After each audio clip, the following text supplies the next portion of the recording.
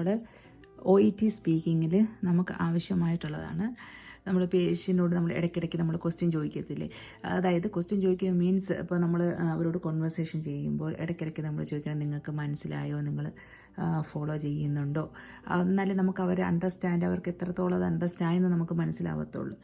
അപ്പോൾ അതെങ്ങനെയാണെന്ന് പറയാം. How to check patient understanding in OET speaking. അപ്പോൾ ഞാനിവിടെ 10 പോയിൻ്റ് പറയാം. അതിൽ ഫസ്റ്റ് 5 ഇപ്പോൾ പറയാം.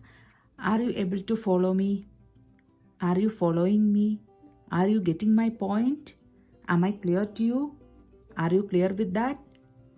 അപ്പോൾ ഏതൊക്കെയാണ് ഒന്നും കൂടെ നോക്കിയേ. Are you able to follow me? Are you following me? Are you getting my point? Am I clear to you? Are you clear with that? How does that sound? Is that clear to you? I hope it's clear to you. How do you feel about what I am suggesting? Have I made everything clear? അപ്പോൾ ഒന്നും കൂടെ പറയാം. How does that sound? Is that clear to you? I hope it's clear to you. How do you feel about what I am suggesting? Have I made everything clear?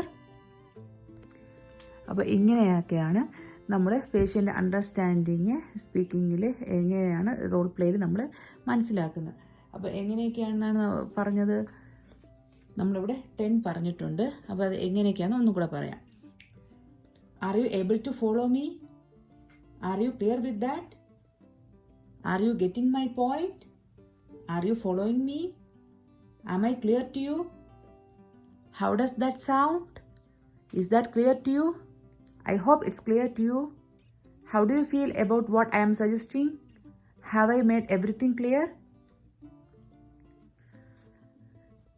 അപ്പോൾ എല്ലാവർക്കും ഇത് മനസ്സിലായെന്ന് വിചാരിക്കുന്നു. ഇത് ഡെയിലി ഒരു തവണ നമ്മൾ വായിച്ചാൽ മതി. നമുക്കത് അറിയാവുന്ന കാര്യങ്ങൾ തന്നെയാണ്, പക്ഷെ നമ്മളത് അവിടെ ചെല്ലുമ്പോൾ നമ്മൾ ഓർമ്മയിൽ നിൽക്കുകയും അങ്ങനെ ചെയ്യത്തില്ല. ചിലപ്പോൾ അങ്ങ് വിട്ടുപോകും അത് ചോദിക്കാനുള്ളതിൻ്റെ ഇടയ്ക്ക്. അപ്പോൾ നമ്മൾ ഡെയിലി ഇത് ഒരു തവണ വായിച്ച് നോക്കിയാൽ മതി. നമ്മളിപ്പോൾ നമുക്ക് ഒറ്റ തവണ വായിച്ച് നോക്കുമ്പോൾ ഇപ്പോൾ ഡെയിലി അങ്ങനെ പ്രാക്ടീസ് ആകുമ്പോൾ നമ്മുടെ ഓർമ്മയിൽ അതിരിക്കും. പുതിയൊരു വീഡിയോ ആയിട്ട് വരുന്നത് വരെ ബൈ.